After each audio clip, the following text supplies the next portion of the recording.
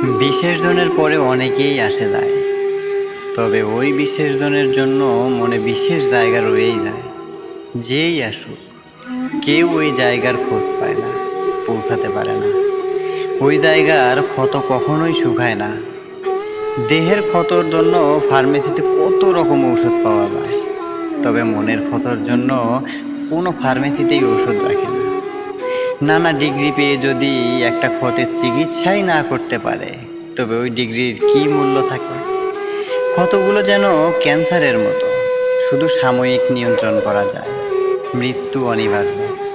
Cancer আমারই শরীরের অংশ, তবে আমার আপন না, যেমন ভালোবাসা কিংবা সে। আসলে বাস্তবিক অর্থে এই পার্থিব জগতের কোনো কিছুই আমাদের না। যা এখানে আছে তা এখানেই থাকবে। শুধু আমার কিছুকাল এসবের সাথে থাকবো, মায়ায় জড়াবো, রাখতে চাইবো, কিন্তু কখনোই আমরা তাকে পাবো না। আপন করে কখনোই পাশে থাকবে না। আসার সময় কেউ প্রেম নিয়ে আসে না, বিদায় বেলায় কেউ নিয়ে যায় না। যত ভালোবাসা কিংবা অবহেলা, সব এখান থেকেই নেওয়া, এখানেই রবে। এই নিষ্ঠুর সত্য বুঝতে পারলে হয়তো ক্ষতগুলো মুছে যাবে।